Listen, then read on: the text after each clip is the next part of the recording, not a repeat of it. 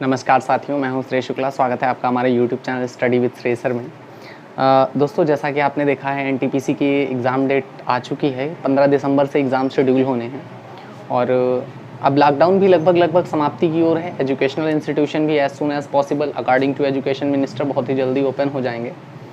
तो हम सभी को अपनी अध्ययन को वो रफ्तार देनी है जो अभी तक चल रही थी, लॉकडाउन से पहले चल रही थी। तो उसी क्रम में आज हम लोग बात करने वाले हैं संविधान के भाग 1 की। जैसा कि आपने थंबनेल में देख लिया होगा, आज की हमारी चर्चा जो होगी वो किससे रिलेटेड होगी? कॉन्स्टिट्यूशनल पार्ट 1, है ना।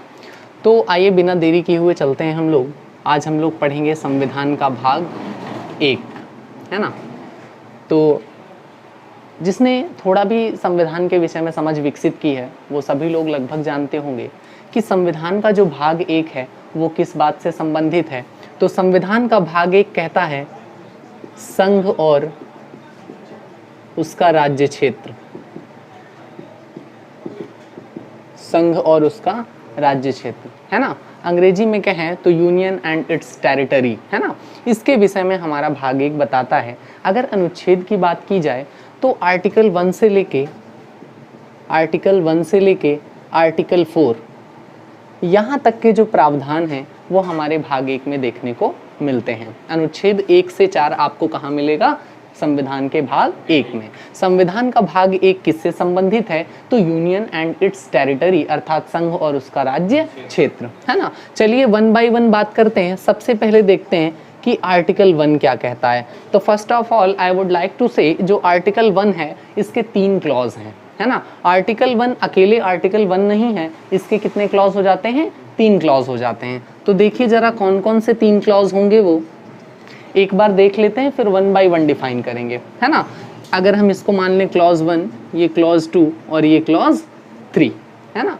तो क्लॉज 1 जो हमारा कहता है वो क्या कहता है कि इंडिया अर्थात भारत, क्या कहता है? इंडिया अर्थात भारत राज्यों का एक संघ होगा, है ना। या कह सकते हैं India that is Bharat shall be union of the states, अर्थात हम यहाँ कह सकते हैं कि इंडिया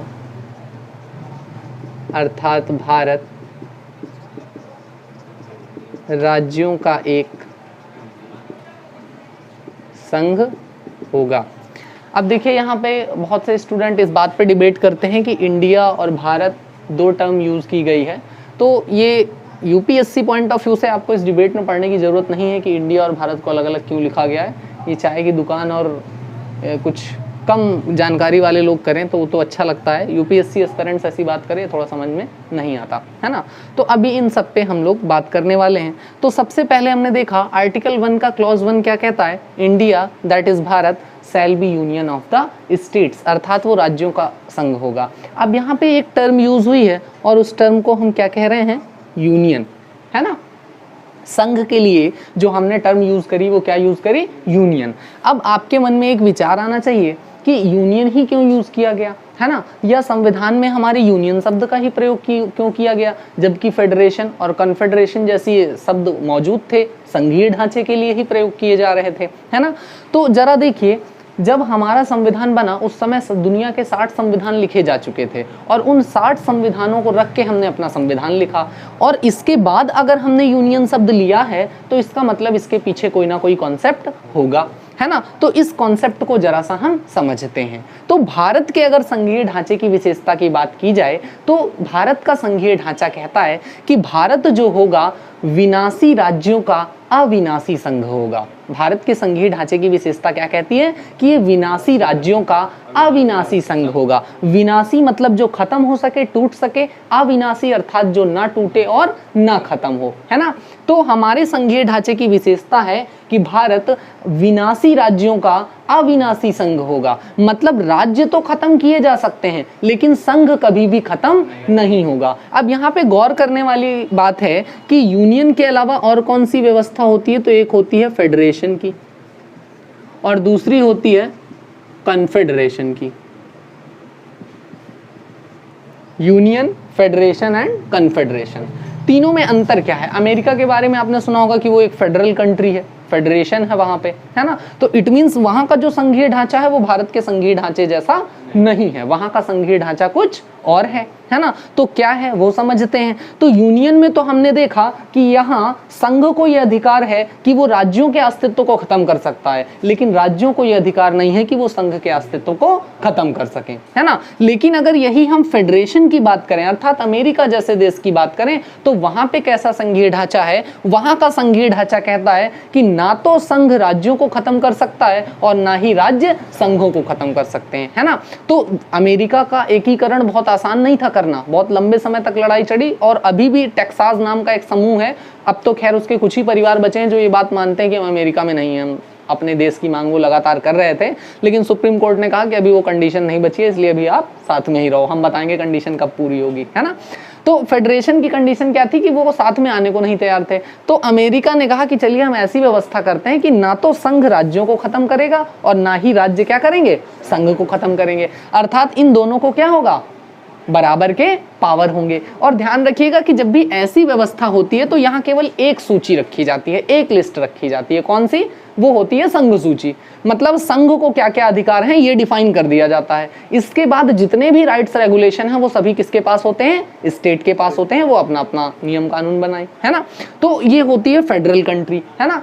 पहले स्टार्टिंग में 13 थे जब अमेरिका बना, फिर धीरे धीरे और क्षेत्र जुड़ते जुड़ते वर्तमान समय में लगभग 50 के आसपास हो गए। तो अमेरिका एक प्रकार की फेडरल कंट्री है। तो अगर इसके संघीय ढांचे की विशेषता की अगर हम बात करें तो ये अविनाशी राज्यों का अविनाशी संघ होगा। अर्थात ना तो स्टेट से यूनियन को खतरा है और ना ही यूनियन से स्टेट को खतरा है। ये बात कहता है कौन? फेडरेशन, है ना। तो देखो ऐसा नहीं था कि जो हमारे संविधान बनाने वाली संविधान सभा थी उसने सोचा कि भारतीय कम पढ़े लिखे हैं तो यूनियन यूज कर लेते हैं, फेडरेशन समझ में नहीं आएगा। ऐसा बिल्कुल नहीं था। ये बहुत ही सावधानी पूर्वक कौन सा टर्म यूज किया गया? यूनियन, है ना।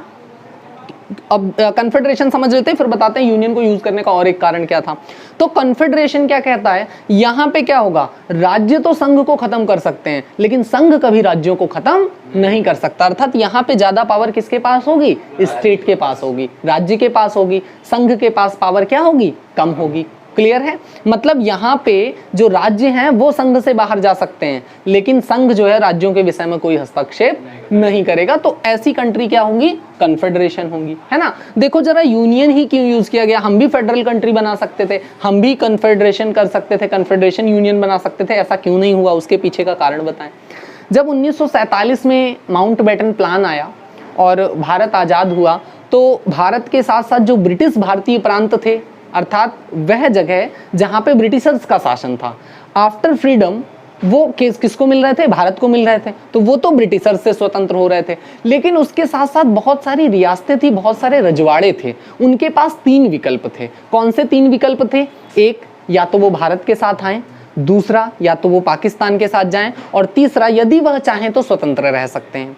क्या कर सकते हैं? यदि वह चाहें तो स्वतंत्र रह सकते हैं। और जब ऐसी व्यवस्था हो गई तो ये पूरा खतरा था कि ये जो रियासतें थी आज नहीं तो कल संघ से बाहर जाने का प्रयास कर सकती थी और फिर भारत की जो अखंडता है उसको खतरा पहुंचता। ऑलरेडी हम 2 राष्ट्र के रूप में पाकिस्तान और भारत के रूप में टूट चुके थे, अब और टूटना नहीं चाहते थे। इसलिए संविधान सभा ने क्या किया? यूनियन का यूज किया, जहां पे संघ को पावर ज्यादा होगी अपेक्षाकृत राज्य के, है ना। तो यहाँ पे संघ चाहे तो राज्य के नाम में, सीमा में, किसी भी चीज में, क्षेत्र में परिवर्तन कर सकता है लेकिन राज्य को संघ के विषय में कोई अधिकार नहीं होगा। क्लियर? तो जो आर्टिकल 1 का क्लॉज 1 कहता है वो ये कहता है, आर्टिकल 1 का सब आर्टिकल 1 क्या कहता है? India that is Bharat shall be union of the states. तो आई होप सो इतनी समझ आपकी विकसित हो गई होगी कि यूनियन टर्म क्यों यूज हुआ, है ना। तो यूनियन इसलिए यूज हुआ क्योंकि यहाँ पे हमको भारत को एकीकृत करना था, उस इंटीग्रिटी को बनाए रखना था, इसलिए हमने राज्यों को कम शक्तियां दी अपेक्षाकृत संघ के, है ना। मतलब जो सेंट्रल पावर थी वो किसको दे दी? हमने संघ को दे दी, है ना। आगे हम लोग इसके विषय में और विस्तृत चर्चा करने वाले हैं कि एकीकरण कैसे हुआ था, क्या हुआ था, उन सारी चीजों पे बात करेंगे। तो ये तो हो गया आर्टिकल 1 का सब क्लॉज 1। फिर उसके बाद आता है आर्टिकल 1 का सब क्लॉज 2। आर्टिकल 1 का सब क्लॉज 2 कहता है कि जो राज्य होंगे और जो संघ होंगे इनके सीमा और क्षेत्र के विषय में क्या लागू होगा? तो अनुसूची 1 लागू होगी। अनुसूची 1। अब देखिए, अगर आपने थोड़ा भी पढ़ा हो तो अनुसूची में भी एक भी क्या कहती है, संघ और उसके राज्य क्षेत्र। अब देखिए जरा अनुसूची एक में है क्या, तो जो अनुसूची एक है ये हमारी क्या कहती है, ये कहती है कि किस राज्य का गठन किस अधिनियम के माध्यम से हुआ है, किस राज्य की सीमाएं क्या होंगी, किस राज्य को किस श्रेणी में रखा गया। चूंकि जब राज्य बने तो सारे राज्य राज्य और यूनियन टेरिटरी के रूप में नहीं थे। जब राज्य बने तो कुछ चीफ कमिश्नरी स्टेट थी, कुछ संघ शासित राज्य थे, कुछ और दूसरे प्रकार के राज्य थे, कुछ रजवाड़े थे जिनको प्रिवी पर्स दिया जाता था। मतलब राज्यों के बीच में भी कई सारी क्या थी, भिन्नताएं थी। तो जो अनुसूची एक है वो इस विषय में जानकारी देती है कि कौन सा राज्य किस प्रकार के राज्य, मतलब किस प्रकार का राज्य होगा, साथ ही साथ उसका गठन किस आयोग किस अधिनियम के तहत किया गया है ना, उससे संबंधित अन्य प्रावधान अर्थात उसकी सीमाएं क्या क्या होंगी, उसके अंतर्गत आने वाले क्षेत्र कौन कौन से होंगे, इन सभी के विषय में हमको जानकारी कौन देती है, अनुसूची एक। देखिए अनुसूची का मुख्यतः काम क्या होता है, तो अनुसूची का मुख्यतः कार्य ये होता है कि जहां पे हमें लगा कि आर्टिकल में जगह कम पड़ रही है, आर्टिकल में जगह कम पड़ रही है, इसका विस्तृत वर्णन चाहिए, तो उसके लिए हमने क्या जोड़ दी, कॉन्स्टिट्यूशन में हमने लिस्ट जोड़ दी और उस लिस्ट में हमने उसको पूरा डिफाइन कर दिया। जिस प्रकार से हमें राज्यों के विषय में एक सूची चाहिए थी तो हमने क्या किया, अनुसूची एक जोड़ा और संघ और उसके राज्य क्षेत्र को पूरी तरह से वर्णित कर दिया कि इसकी सीमाएं क्या होंगी, इसके क्षेत्र क्या होंगे, कौन कौन से एरिया इसमें आएंगे। क्लियर हुआ। तो आर्टिकल 1 का सब क्लॉज 2 क्या कहता है कि संघ और उसके राज्य क्षेत्र की सीमा के विषय में अनुसूची 1 के प्रावधान क्या होंगे, वो लागू होंगे। ठीक है। अब आर्टिकल 1 का जो सब क्लॉज 3 है, ध्यान रखिएगा अभी आर्टिकल 1 ही चल रहा है। सिंपली अगर आप पढ़ते हो तो आर्टिकल 1 में लिखा होता है भारत राज्यों का एक संघ होगा और डायरेक्ट आर्टिकल 2 आ जाता है। अब आर्टिकल 1 में भी देखिए अपने आप में 3 क्लॉज हैं। पहली क्लॉज कहती है कि भारत राज्यों का एक संघ होगा, जहां पे समझने वाली बात ये थी कि हमारा संघीय ढांचा कैसा होगा, तो ऐसा संघीय ढांचा जहां पे राज्यों को अधिकार कम और संघ को अधिकार ज्यादा। क्यों रखा गया, क्योंकि भारत की एकता और अखंडता को बनाए रखा जा सके। दूसरा आर्टिकल कहता है कि राज्यों की क्षेत्र के सीमाओं के विषय में, राज्यों के बारे में जो विस्तृत वर्णन है वो कहां से मिलेगा, हमको अनुसूची 1 से मिलेगा। अब देखिए जो आर्टिकल 1 का सब क्लॉज 3 था ये बहुत इंपॉर्टेंट है अपने आप में और काफी लंबा आर्टिकल है। तो अगर हम बात करें तो आर्टिकल 1 का सब क्लॉज 3 है ना, इसमें दिए गए हैं राज्यों के प्रकार। क्या बताए गए हैं कि जो स्टेट्स हैं, जो राज्य हैं, वो कितने प्रकार के होंगे, है ना। तो यहाँ पे देखिए कैसे कैसे प्रकार होंगे राज्यों के, तो इसमें भी आगे कैसे कितने पार्ट हो जाएंगे, 3 पार्ट हो जाएंगे, है ना। सबसे पहले कौन से राज्य होंगे, तो एक जो आपके ऐसे राज्य जहां का प्रमुख कौन होगा, राज्यपाल होगा। इसकी सहायता करने के लिए क्या होगी, तो इसकी सहायता करने के लिए राज्य विधान मंडल होगा, स्टेट लेजिस्लेटिव असेंबली होगी। उसकी सहायता से अर्थात राज्य विधानमंडल की सहायता से कौन शासन करेगा, राज्यपाल। राज्यपाल राज्य में किसका प्रतिनिधित्व करता है, राष्ट्रपति का, प्रेसिडेंट ऑफ इंडिया का। वो क्या होता है, एक तरह से रिप्रेजेंटेटिव होता है, कौन, गवर्नर, है ना। चलिए दूसरे प्रकार के जो स्टेट थे वो क्या थे, तो इसमें रखा गया संघ राज्य क्षेत्र। संघ राज्य क्षेत्र, संघ राज्य क्षेत्र में भी 2 प्रकार के संघ राज्य क्षेत्र थे। कौन कौन से, तो जो पहला प्रकार था ये था संघ शासित राज्य,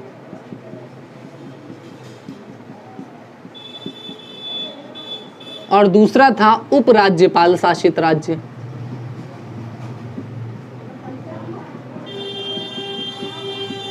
उपराज्यपाल शासित राज्य। तो संघ राज्य क्षेत्र में भी 2 प्रकार, अभी इसको और अच्छे से समझेंगे, बिल्कुल घबराने की आवश्यकता नहीं है। जो संघ शासित राज्य होंगे ये डायरेक्ट किसके कंट्रोल में होंगे, केंद्र के, है ना। यहाँ पे कोई स्टेट लेजिस्लेटिव असेंबली नहीं होगी। लेकिन जो उपराज्यपाल शासित राज्य होंगे यहाँ पे उपराज्यपाल की सहायता करने के लिए क्या होगा, राज्य विधान मंडल होगा। ठीक है, राज्य विधान मंडल होगा और यहाँ पे ज्यादा शक्तियां किसको होती हैं, उपराज्यपाल को होती हैं, है ना। अगर इसके अंतर्गत आने वाले स्टेट आप देखें तो दिल्ली हो गया, पांडिचेरी हो गया, अभी नवगठित राज्यों में से देखें तो जम्मू कश्मीर हो गया। है तो संघ राज्य क्षेत्र, लेकिन कैसा संघ राज्य क्षेत्र है, जहां पे उपराज्यपाल होगा, है ना, लेकिन लेफ्टिनेंट जनरल होगा, लेकिन किसकी मदद से काम करेगा, वो राज्य विधान मंडल की। अब उसी जगह हम यूनियन टेरिटरी की बात करें, union territory without legislative assembly, तो वो कौन सा बन गया है अभी आपका नया, लद्दाख, है ना। लद्दाख किसके कंट्रोल में होगा, वो डायरेक्ट केंद्र सरकार के नियंत्रण में होगा। है ना। देखिए हुआ क्या था, यूनियन टेरिटरीज क्यों बनाई गई थी।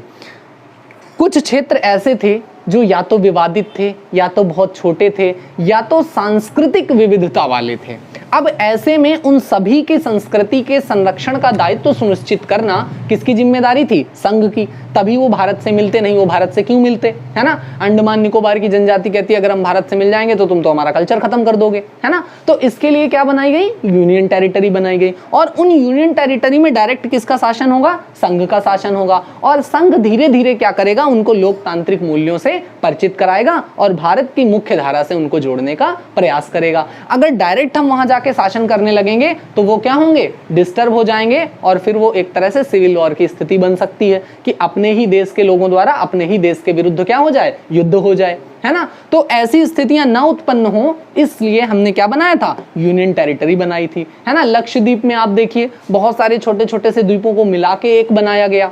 अंडमान निकोबार में 7-8 द्वीपों को मिला के एक पूरा यूनियन टेरिटरी बनाया गया। इसी प्रकार अगर आप पांडिचेरी को देखो तो यनम, माहे, कराईकल, पांडिचेरी, चंद्रनगर, इन सभी को मिला के एक यूनियन टेरिटरी बनाया गया।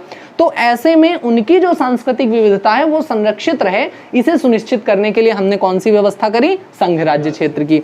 और इस संघ राज्य क्षेत्र में संघ राज्य क्षेत्र व्यवस्था में भी हमने 2 प्रकार की व्यवस्था करी। एक ऐसी यूटीज होंगी जो डायरेक्ट यूनियन के कंट्रोल में होंगी, डायरेक्ट संघ के नियंत्रण में होंगी, और दूसरी ऐसी यूटीज होंगी जहां पे क्या होगा, लेफ्टिनेंट जनरल होगा और उसकी मदद करने के लिए क्या होगी, राज्य विधान मंडल होगी। जैसा कि आप दिल्ली में देखते हैं, जैसा कि आप पांडिचेरी में देखते हैं, और जैसा कि आपको जम्मू कश्मीर में देखने को मिलेगा। Jammu and Kashmir UT with legislative assembly है और Ladakh UT without legislative assembly, मतलब वो इसमें आएगी, लद्दाख किस में आएगा, संघ शासित राज्य में आएगा, और जो आपका जम्मू एंड कश्मीर है वो उपराज्यपाल शासित राज्य में आएगा।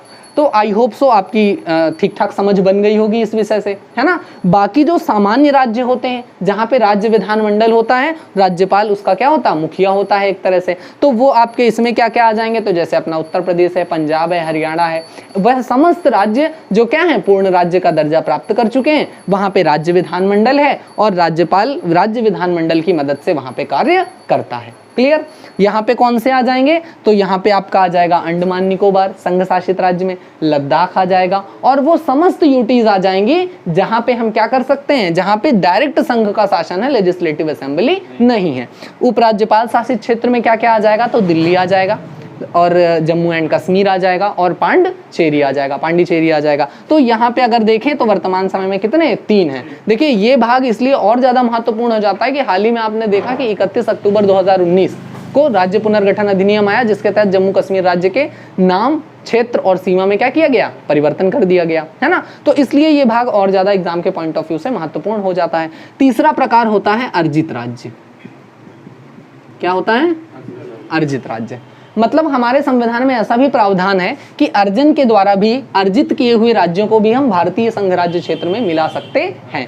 तो अब जरा देखते हैं अर्जित राज्य के लिए क्या क्या प्रावधान है, वो भी अपने आप में एक बड़ा क्लॉज हो जाता है। तो अगर हम बात करें अर्जित राज्य की,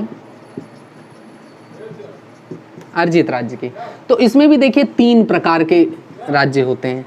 3 प्रकार से हम अर्जित कर सकते हैं।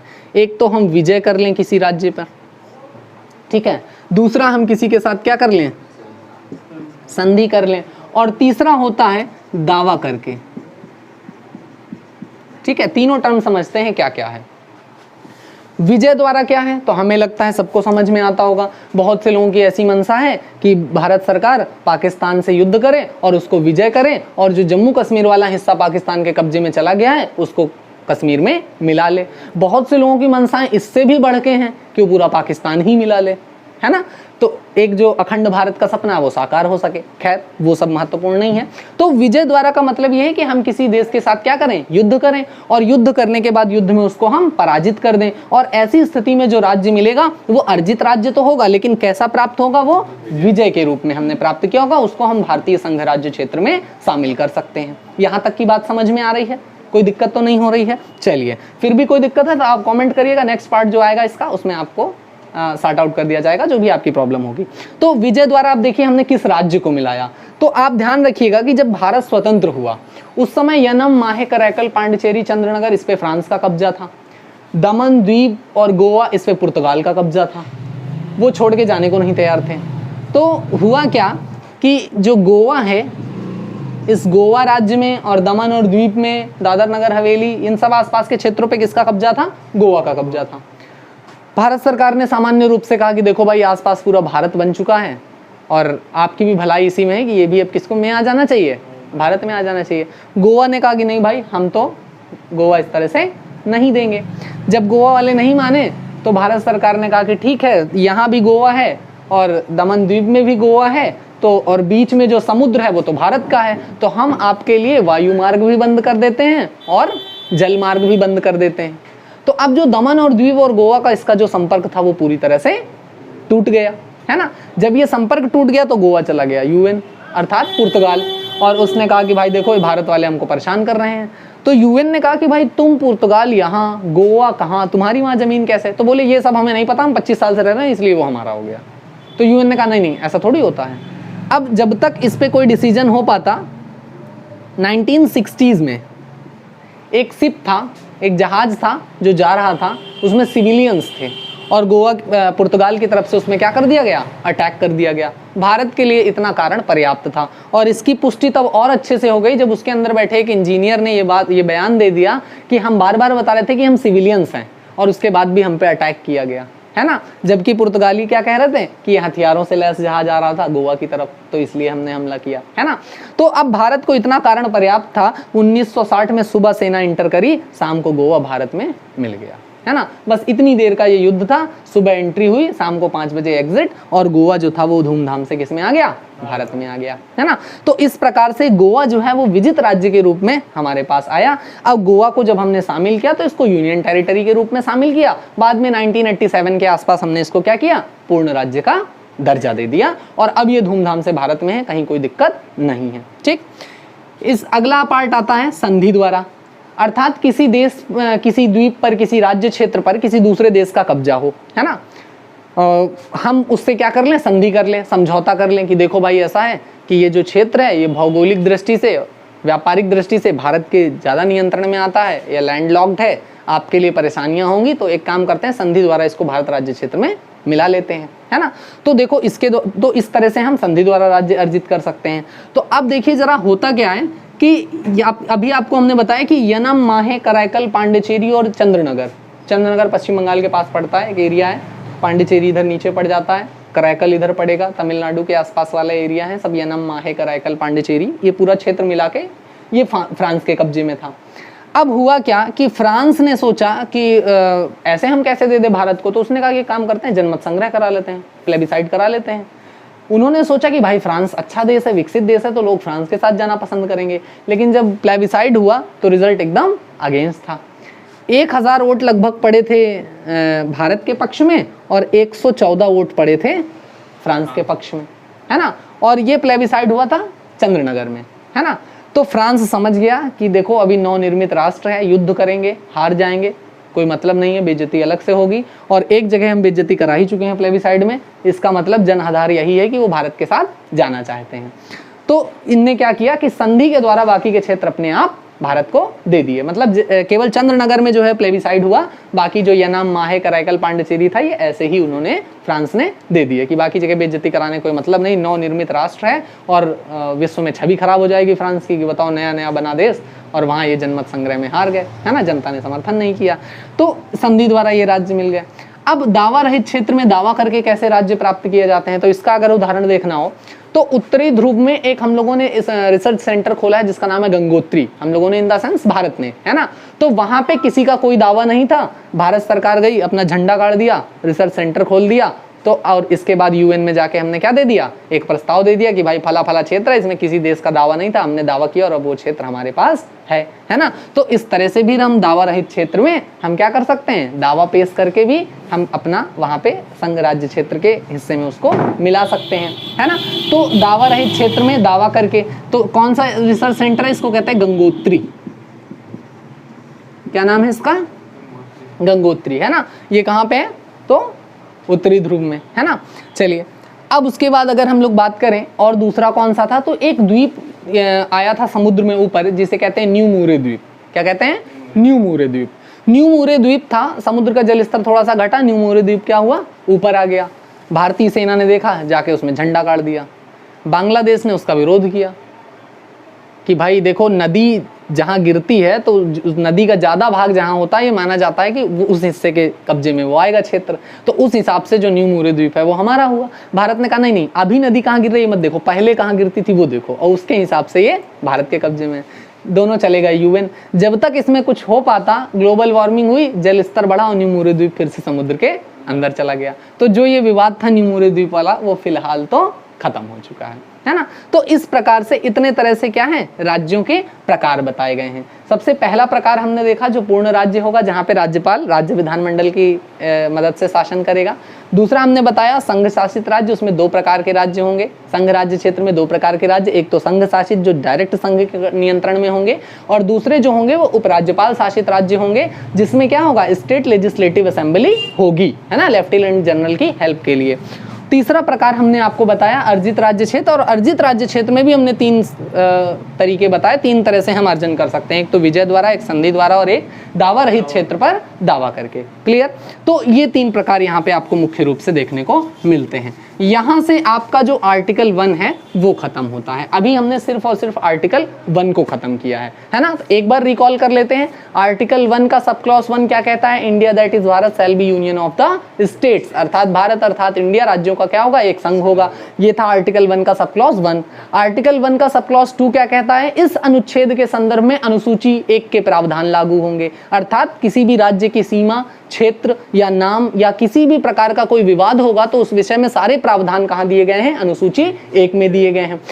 आर्टिकल 1 का सब क्लॉज 3, आर्टिकल 1 का सब क्लॉज 3 क्या बता रहा है हमको कि राज्य कितने तरह के हो सकते हैं। तो हमें पता चला एक तो पूर्ण राज्य जहां राज्यपाल होगा, दूसरा जहां संघ राज्य क्षेत्र होगा वो 2 प्रकार के होंगे, एक विदाउट लेफ्टिनेंट जनरल, एक लेफ्टिनेंट जनरल के साथ। तो जहां लेफ्टिनेंट जनरल होगा वहां स्टेट लेजिस्लेटिव असेंबली भी होगी, है ना, और जहां लेफ्टिनेंट जनरल नहीं होगा वहां पे क्या होगा, स्टेट लेजिस्लेटिव असेंबली नहीं होगी। और ध्यान रखिएगा जो संघ शासित राज्य होते हैं अर्थात जो डायरेक्ट संघ के नियंत्रण में होते हैं वहां पे राज्यसभा की कोई सीट नहीं होती।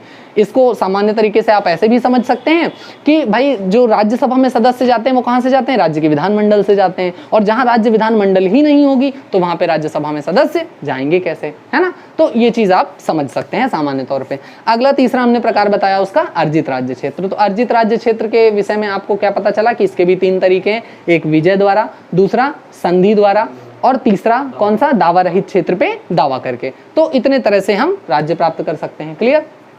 चलिए अब आर्टिकल 1 के बाद आती है बात आर्टिकल 2 की, है ना। चलिए भैया, तो आर्टिकल 2 हमारा क्या कहता है, आर्टिकल 2 आपसे कहता है कि संसद जो है वो कोई ऐसी विधि बना सकती है, कोई ऐसा नियम बना सकती है जो नए राज्य क्षेत्रों के प्रवेश या स्थापना पे क्या करें, किसी प्रकार की शर्त या निर्बंधन लगा सकते हैं, है ना। आर्टिकल 2 क्या कहता है कि संसद विधि बनाकर नए राज्यों के प्रवेश या स्थापना पर क्या क्या कर सकती है, एक तो शर्त लगा सकती है, कोई कंडीशन लगा दे कि शामिल होना है तो ये कंडीशन पूरी करना ही करना है। दूसरा क्या लगा दे, निर्बंधन लगा दे, मतलब कुछ रिस्ट्रिक्शन लगा दे कि अगर आप शामिल होगे तो आपको ये चीज़ें करनी ही होंगी, है ना। कुछ ऐसे रिस्ट्रिक्शन लगा दे। सपोज जैसे वर्तमान समय में भारत में कुछ चाइनीज़ ऐप बैन है, अभी भारत कोई नया राज्य क्षेत्र अपने में शामिल करे तो संसद ऐसी विधि बना सकती है कि उस राज्य से कहे कि अगर तुम भारत राज्य क्षेत्र में आते हो तो आपको क्या करना होगा, जितने ऐप भारत में बैन है वो आपको अपने यहाँ भी बैन करने होंगे, है ना। मतलब आपको या कोई ऐसा विधि बना सकती है कि भाई अगर कोई शत्रु देश भारत का है तो आप उससे कोई मैत्री संबंध नहीं रख सकते। ये बिल्कुल सामान्य कंडीशन होती है, मतलब एक जनरल अंडरस्टैंडिंग होती है, सामान्य रूप से हम इसको समझ सकते हैं। तो संसद क्या कर सकती है, कोई भी ऐसी विधि बना सकती है, कोई भी ऐसा निर्बंधन लगा सकती है, किसके लिए, नए राज्यों के प्रवेश या स्थापना के लिए। कोई नया राज्य या तो हम इसमें मिला रहे हैं या तो उसकी स्थापना कर रहे हैं तो उसके लिए संसद क्या कर सकती है, विधि बना सकती है। क्लियर। ये कहाँ मिलता है हमको, आर्टिकल 2 में। क्लियर है ना। यहाँ तक की चीजें समझ में आ गई। चलिए अब आइए बात करते हैं आर्टिकल 3। आर्टिकल 3 की हम बात करें उससे पहले कुछ और चीजें समझ लेते हैं। आपको ध्यान होगा एक राज्य है सिक्किम। सिक्किम का मुद्दा 1974 और 75 के आसपास काफ़ी ज़्यादा चर्चा में रहा, है ना। इस चर्चा का कारण क्या था कि जो सिक्किम राज्य था यहाँ पे एक चोग्याल वंश का शासक था, मतलब चोग्याल वंश वहाँ पे शासन कर रहा था, उसी के उत्तराधिकारी जो है वहाँ पे शासन करते थे। और शासक वैसा ही शासक था अमूमन जैसे होते हैं, मतलब जो भी निर्णय लेता था वो जनता के विरुद्ध, राजशाही व्यवस्था थी, जनता के अधिकारों का तेजी से क्या हो रहा था, हनन हो रहा था। सिक्किम की जनता देख रही थी कि अगल बगल भारत स्वतंत्र हो चुका है, वहाँ के लोगों को मूल अधिकार मिल चुके हैं और हमारे साथ ये अत्याचार क्यों, है ना। ध्यान रखिएगा, सिक्किम एक ऐसा राज्य था कि अगर हमें पूर्वोत्तर के राज्यों में जाना है तो सिक्किम से वीज़ा लेना पड़ता, अगर सिक्किम भारत में नहीं शामिल होता, क्योंकि अभी तक सिक्किम भारत में शामिल नहीं है। याद रखिएगा 1974 तक सिक्किम भारत का हिस्सा नहीं है, तो भविष्य में ऐसी व्यवस्थाएं करनी पड़ सकती थी कि सिक्किम से हम वीज़ा लें, फिर उसके बाद कहाँ जाएं, नॉर्थ ईस्ट जाएं, है ना। तो ये दिक्कत आ सकती थी। अब यहाँ सिक्किम की जनता क्या हुई, इतना प्रताड़ित हो गई। और इसी समय एक 1971 में एक और इंसिडेंट होता है। इंदिरा गांधी की सरकार में बांग्लादेश का स्वतंत्रता अभियान होता है, पाकिस्तान से एक नया राष्ट्र स्वतंत्र कराया गया और वो बांग्लादेश के रूप में उसका जन्म हुआ, है ना। बांग्लादेश की कहानी बहुत रोचक है, कभी जम्मू कश्मीर का सेशन बताएंगे तब आपको उसमें बताएंगे, है ना। तो हुआ क्या था कि 3 दिसंबर को युद्ध स्टार्ट हुआ और 16 दिसंबर को 13 दिन बाद बधाई हो बांग्लादेश हुआ है ना। तो बहुत ज़्यादा दिन युद्ध नहीं चला, बहुत साधारण सी कहानी थी। 13 दिन में ही उसको क्या करवा दिया, सरेंडर करवा दिया। अब सिक्किम की जनता को भरोसा हो गया कि जो प्रधानमंत्री एक देश के 2 टुकड़े करके नया देश बना सकता है तो वो हमको तो आज़ाद करा ही सकता है। तो वहाँ की जनता ने इंदिरा गांधी के पास प्रस्ताव भेजा कि भैया इस अत्याचारी राजा से हमारी क्या कराओ, मुक्ति कराओ, है ना। इस अत्याचारी राजा से हमारी क्या करा दो, मुक्ति करा दो। तो इस मुक्ति कराने के संदर्भ में अब चोग्याल समझ गया कि अगर इंदिरा गांधी बात को समझ गई तो हमारे लिए मुसीबत आ जाएगी। तो उसने क्या किया कि अपनी तरफ से एक इंदिरा गांधी के पास प्रस्ताव भेजा कि देखिए चीज़ों को समझिए, स्थितियाँ समझिए, हम आपसे खुद ही मिलने आएंगे। चोग्याल आया इंदिरा गांधी से मिलने, बातचीत हो रही थी, बीच में बातचीत पसंद नहीं आई, इंदिरा गांधी उठी और चली गई। चोग्याल समझ गया था कि अब हमारी आ गई है ना। 74 में सेना इंटर करी, चोग्याल की सेना ने हथियार रख दिया, भाई साहब लड़ने का कोई मूड नहीं है, क्योंकि वो जान रही थी जिसके सामने पाकिस्तान जैसे देश की सेना नहीं टिकी, मतलब पाकिस्तान जो सिक्किम से तो समृद्ध था ही, जब उसकी सेना को इन्होंने 13 दिन में सरेंडर करवा दिया तो हमारे लिए 13-14 मिनट की बात होगी। तो उन्होंने कहा भाई साहब हथियार रख रहे हैं, लड़ने का कोई मूड नहीं है, ऐसे ही ले जाओ। तो सिक्किम को क्या हुआ, भारत में मिलाया गया। लेकिन चोग्याल के कुछ अधिकारों को ध्यान में रखते हुए, कुछ प्रावधानों को ध्यान में रखते हुए संविधान में आर्टिकल 2A जोड़ा गया।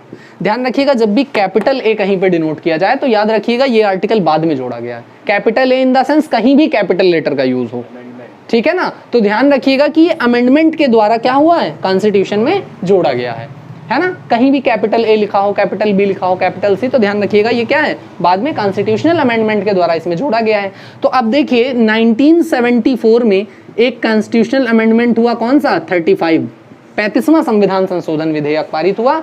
और इसमें क्या कर दिया गया, सिक्किम, अभी जो हम बात कर रहे थे आर्टिकल 2 में, क्या कि सरकार क्या कर सकती है, संसद क्या कर सकती है, विधि बना सकती है और कुछ शर्तें और कुछ निर्बंधन अर्थात कोई विशेष स्पेशल ट्रीटमेंट दे सकती है। तो उसके तहत आर्टिकल 2A जोड़ा गया और सिक्किम को क्या किया गया, संयुक्त राज्य का दर्जा दिया गया। ध्यान रखिएगा, विशेष राज्य का दर्जा नहीं, विशेष राज्य का दर्जा केवल एक राज्य को प्राप्त था अभी तक, किसको, जम्मू एंड कश्मीर को। इसको क्या किया गया, संयुक्त राज्य का दर्जा मिला, संयुक्त राज्य का दर्जा ये दे दिया गया, है ना। कि ठीक है भाई तुम राजा थे, चलो मानते हैं तुम्हारे कुछ अधिकार संरक्षित किए जाते हैं, परेशान होने की आवश्यकता नहीं है। लेकिन ये रंगबाजी ज़्यादा दिन तक नहीं चली और 1975 में ही 36वां संविधान संशोधन आ गया। और 36वें संविधान संशोधन के द्वारा क्या किया गया कि जो आपका आर्टिकल 2A था इसको डिलीट कर दिया गया, इसको खत्म कर दिया गया संविधान से। अर्थात जो तुमको स्पेशल ट्रीटमेंट था, जो संयुक्त राज्य का दर्जा था, वो क्या किया गया, खत्म कर दिया गया। और धूमधाम से 36वें संविधान संशोधन के द्वारा 1975 में 22वां पूर्ण राज्य बन गया, कौन, सिक्किम। सिक्किम क्या बन गया, 22वां पूर्ण राज्य बन गया। और इस प्रकार से सिक्किम को भारत में मिला के भारत के एकीकरण की प्रक्रिया को आगे बढ़ाया गया, है ना। चलिए अब आगे बात आती है, तो आर्टिकल 2 से संबंधित कुछ ज्यादा चीजें नहीं है, बस एक सामान्य सी चीज आपको ध्यान रखनी है कि संसद विधि बनाकर नए राज्यों के प्रवेश या स्थापना पर क्या कर सकती है, शर्तें लगा सकती है या निर्बंधन लगा सकती है ना। सिक्किम के विषय में हमने देख लिया कि क्या क्या और स्पेशल ट्रीटमेंट है जो संसद दे सकती है किसी राज्य को, है ना। चलिए अब उसके बाद आता है आपका आर्टिकल 3। आर्टिकल 3 बहुत ही इंटरेस्टिंग आर्टिकल है। आर्टिकल 3 में मुख्य रूप से क्या है, तो इसमें नए राज्यों के प्रवेश या स्थापना के लिए प्रक्रिया क्या होगी, इससे संबंधित प्रावधानों को कुछ विशेष रूप से उल्लेखित किया गया है ना। क्या क्या दिखाया गया है कि नए राज्यों के प्रवेश या स्थापना से संबंधित कौन कौन से प्रावधान होंगे, उसकी प्रक्रिया क्या होगी, इससे संबंधित विस्तृत विवरण किसमें दिया गया, आर्टिकल 3 में। ध्यान रखिएगा पहले ये विवरण इसमें सम्मिलित नहीं था, है ना।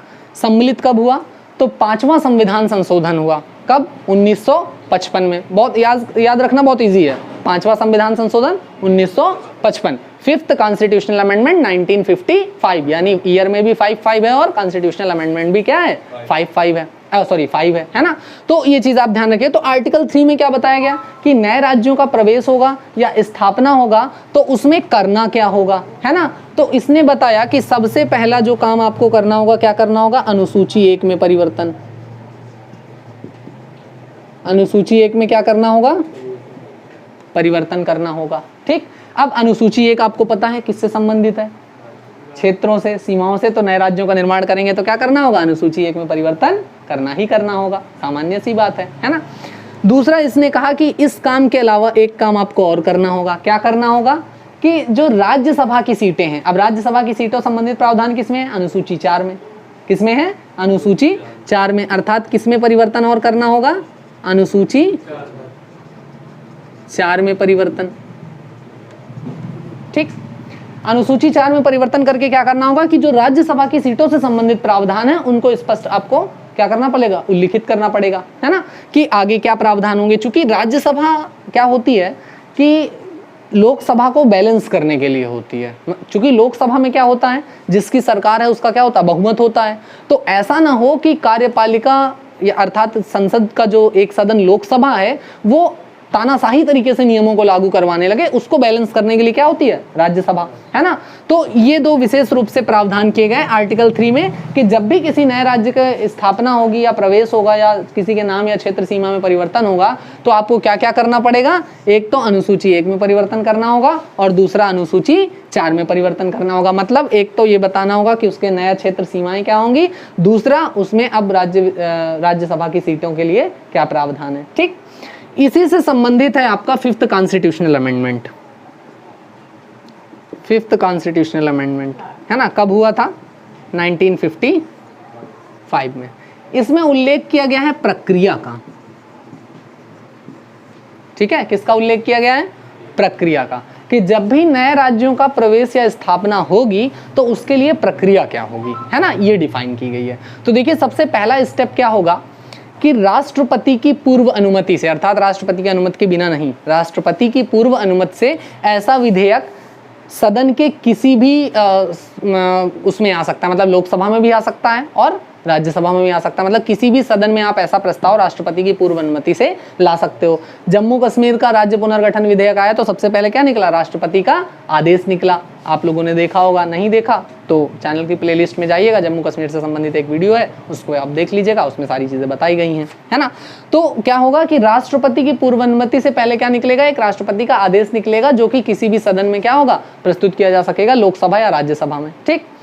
दूसरा जो प्रावधान है कि जो संसद होगी या जो राष्ट्रपति होगा वो संबंधित राज्य के विधानमंडल के पास इस प्रस्ताव को क्या करेगा, भेजेगा, किसके लिए, विचार करने के लिए, ठीक है। जैसे अभी आपने देखा होगा एक नई मांग चल रही बुंदेलखंड की, है ना, किसकी मांग चल रही है, बुंदेलखंड की, जिसमें मध्य प्रदेश का कुछ हिस्सा और उत्तर प्रदेश का कुछ हिस्सा काट के और एक नया राज्य बनाने की बात चल रही है जिसका नाम क्या होगा, बुंदेलखंड होगा, है ना। तो अब बुंदेलखंड से प्रभावित होने वाली विधानसभाएं कौन कौन सी हैं, तो उत्तर प्रदेश विधानसभा और एक मध्य प्रदेश विधानसभा। तो अगर ऐसा प्रस्ताव आएगा तो पहले दोनों विधानसभाओं को भेजा जाएगा, किसके लिए, विचार के लिए। राष्ट्रपति चाहे तो इसकी समय सीमा तय कर सकता है कि आपको 3 महीने के अंदर विचार करके प्रस्ताव लौटाना है, ठीक। अब विधानसभाएं इस पर विचार करें या ना करें या जो भी विचार करें उससे उसको मानने के लिए संसद बाध्य नहीं है। अंतिम निर्णय जो होगा वो किसके हाथ में होगा? संसद के हाथ में होगा। तो इससे संबंधित प्रावधान आपको किसमें बताए गए? 5th constitutional amendment 1955। इसमें प्रक्रिया का वर्णन कर दिया गया कि किस प्रकार से ये पूरी प्रक्रिया संपन्न होगी। तो पहले राष्ट्रपति की पूर्वानुमति से किसी भी सदन में प्रस्ताव आएगा, फिर वो संबंधित राज्य विधानमंडल को भेजा जाएगा। राज्य विधानमंडल सलाह दे ना दे, है ना, राष्ट्रपति उसकी समय सीमा तय कर सकता है। सलाह को मानने या ना मानने के लिए संसद क्या है? स्वतंत्र है। वो बाध्य नहीं है कि राज्य ने कहा कि नहीं नहीं ऐसा मत करो तो वो नहीं करेगी। अंतिम निर्णय किसके हाथ में है? वो संसद के हाथ में। और जब इतनी प्रक्रिया पूरी हो जाएगी तो राज्य पुनर्गठन विधेयक किसी भी सदन में लाके और उसको पारित करवा लिया जाएगा। ठीक है, ये इतनी चीजें हो गई। अब देखिए यहाँ पे एक चीज और आती है। आपको याद होगा 1960 में एक मामला आया था, बेरूबाड़ी केस। हमने आपको बताया था कि बेरूबाड़ी जो जगह थी, जो गांव थी, वो किसको देना था? बांग्लादेश को देना था। अब पार्लियामेंट वाले लोग परेशान हो गए कि यार मिलाने के लिए तो बहुत सारे प्रावधान हैं कॉन्स्टिट्यूशनल पार्ट 1 में, लेकिन देने के लिए तो कोई प्रावधान नहीं है।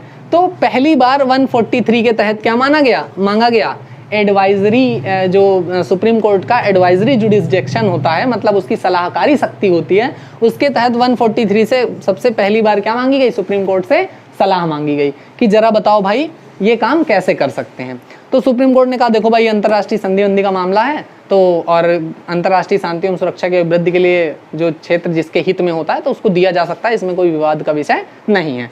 सुप्रीम कोर्ट ने ऐसा कहा। लेकिन सुप्रीम कोर्ट ने कहा जब ये बात आई ही है तो इसकी भी प्रक्रिया लिख दी जाए कि देने की प्रक्रिया क्या होगी, है ना। तो इसको देने की जो प्रक्रिया होगी उसमें एक चीज बता दी सुप्रीम कोर्ट ने कि ये कभी भी साधारण बहुमत द्वारा नहीं दिया जा सकता, जबकि ये प्रक्रियाएं किसके द्वारा हो सकती हैं? साधारण बहुमत के द्वारा। लेकिन जब जो ये प्रक्रिया थी बेरूबाड़ी केस, इसमें बता दिया गया कि जब भी ऐसा कोई प्रस्ताव होगा तो किसके द्वारा पारित, कैसे पारित होना चाहिए? विशेष बहुमत के द्वारा। किसके द्वारा? विशेष बहुमत। देखिए साधारण बहुमत और विशेष बहुमत में क्या अंतर होता है?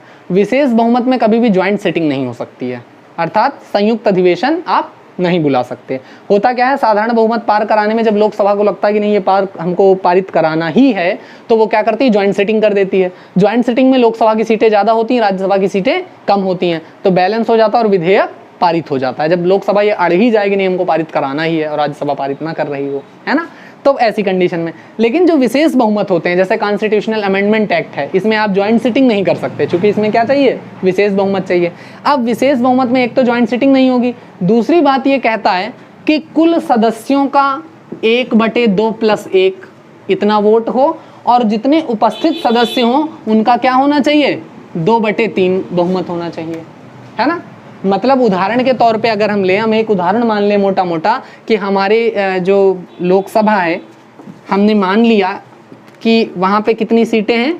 560 सीटें हैं। एक मोटा मोटा आइडिया उदाहरण मान लिया कि 560 सीटें हैं, तो एक तो हमको क्या चाहिए कि 281 तो चाहिए ही चाहिए, मतलब 281 तो होना ही होना चाहिए, प्लस उस दिन जितने लोग सदन में हैं उसका क्या होना चाहिए? 2/3 होना चाहिए। मतलब सदन के कुल उपस्थित सदस्यों का क्या हो? 2/3 हो, और सदन के कुल सदस्यों का 50% + 1 होना चाहिए, मतलब आधे से एक ज्यादा। ठीक, इसे कहते हैं विशेष बहुमत। इसके लिए कभी भी क्या नहीं हो सकती? ज्वाइंट सिटिंग नहीं हो सकती, है ना। चलिए अब बात करते हैं आर्टिकल 4 की। तो जो आर्टिकल 4 है ये क्या है?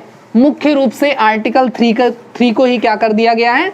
एक्सटेंशन कर दिया गया है, मतलब थोड़ा सा उसको बढ़ा दिया गया है। आर्टिकल 4 में और क्या क्या चीजें हम कर सकते हैं? आर्टिकल 3 का एक्सटेंशन है। आर्टिकल 3 के एक्सटेंशन इन द सेंस 3 में हमने देखा क्या चीज होगी? प्रक्रिया क्या होगी, है ना। अनुसूची 1 में परिवर्तन होगा, अनुसूची 4 में परिवर्तन होगा, है ना, और क्या क्या चीजें होंगी। तो उससे संबंधित प्रावधान को और एक्सटेंड कर दिया गया और थोड़ा सा बढ़ा दिया गया, किसमें? अनुच्छेद 4 में, है ना। तो इसमें क्या कहा गया? अब उसमें देखिए बात कही गई थी परिवर्तन की, प्रक्रिया क्या होगी, है ना। इसमें क्या कह दिया गया? इसमें कह दिया गया कि संशोधन कहाँ कहाँ करना होगा आपको।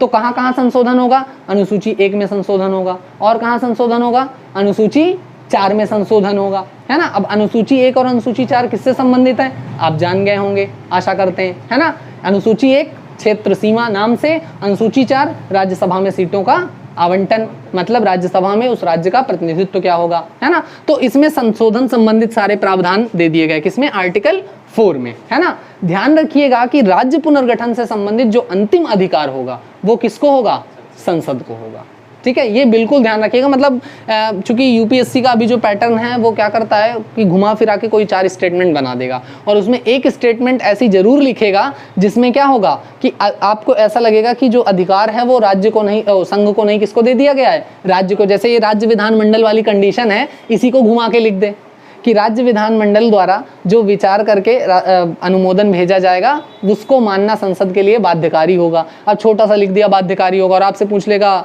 निम्न में से कौन सा एक कथन असत्य है ना। अब आप कहोगे कि हाँ प्रक्रिया में तो ये भी आता था, लेकिन आपके दिमाग से ये बाध्यकारी अगर स्लिप हो गया तो आपका जो आंसर है वो क्या हो जाएगा, गलत हो जाएगा, है ना। तो आर्टिकल 4 क्या है, मुख्य रूप से आर्टिकल 3 को ही क्या कर दिया गया, एक्सटेंड कर दिया गया, अर्थात उस जो राज्य पुनर्गठन की जो और प्रक्रिया होगी उसे क्या कर दिया गया और बढ़ा दिया गया। और ध्यान रखिएगा यदि अनुच्छेद 1 और अनुच्छेद 4 में किसी प्रकार का परिवर्तन होता है तो पहली और चौथी अनुसूची में परिवर्तन होने के बाद भी इसे कॉन्स्टिट्यूशनल अमेंडमेंट नहीं माना जाएगा। ध्यान रखिएगा, यह संविधान संशोधन विधेयक नहीं माना जाएगा, ठीक। सामान्य तौर पे हम इसे मानेंगे कि भैया किसमें परिवर्तन हो गया, अनुच्छेद 1 में हो गया, 4 में हो गया, अनुसूची 1 और 4 में परिवर्तन हो गया। साथ ही साथ आर्टिकल 4 में और क्या चीजें बता दी गई, तो आर्टिकल 4 में बता दिया गया कि जो संसद होगी, संसद विधि निर्माण करेगी,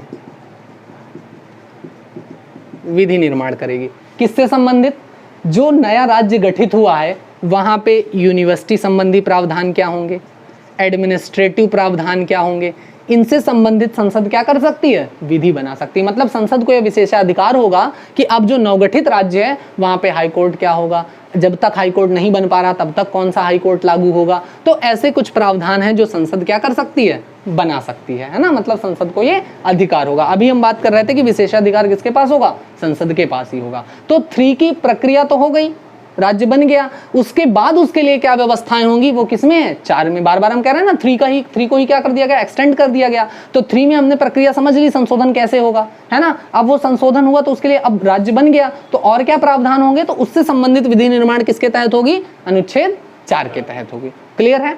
तो ये है संविधान का भाग 1 जिसको हम लोगों ने आर्टिकल 1 से आर्टिकल 4 तक देखा। ध्यान रखिएगा एक और वीडियो आएगा जिसमें हम आपको राज्य पुनर्गठन समझाएंगे, जिसमें भारत के जितने राज्य गठित हुए हैं अभी तक उन सभी का कौन सा एक्ट था, किस ईयर में गठित हुआ, कौन प्रमुख नेतृत्व करता था, कौन सी समिति गठित हुई थी। उस समय 2 समितियों का नाम बहुत ज्यादा आएगा, है ना। कौन कौन सी समिति, एक तो जेवीपी समिति और जरूर आएगी और एक रियासत मंत्रालय का नाम, इन 2 का नाम बहुत ज्यादा आएगा। कैरेक्टर में अगर आप बात करेंगे तो वल्लभ भाई पटेल का नाम बहुत आएगा और वीपी मेनन का नाम बहुत आएगा। वीपी मेनन एक आईएएस अधिकारी थे जो पहले ब्रिटिश गवर्नमेंट के अंडर में काम करते थे। ब्रिटिश गवर्नमेंट जब भारत छोड़ के जाने लगी तो उन्होंने काम रिजाइन कर देंगे। तो जो पटेल थे वो गए वीपी मेनन के पास, उन्होंने कहा जब देश को तुम्हारी जरूरत है तब तुम देश का साथ छोड़ रहे हो, तुमने लंबे समय तक ब्रिटिश गवर्नमेंट के साथ काम किया तो अभी तुम्हारी जरूरत है, मतलब तुम चीज़ों को समझ सकते हो अच्छी तरह से। तब फिर उनके कहने पर वीपी मेनन ने कंटिन्यू किया था, वरना वीपी मेनन तो त्यागपत्र लिख चुके थे कि हमको अब काम नहीं करना, है ना, स्वतंत्र भारत में आराम से रहेंगे, है ना।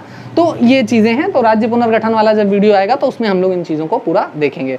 आई होप आपको समझ में आया होगा। फिर भी अगर कोई कंफ्यूजन है, कोई डाउट है तो आप कमेंट करिए कमेंट बॉक्स से। चैनल को सब्सक्राइब करिए, वीडियो को लाइक करिए। Thank you so much, all the best.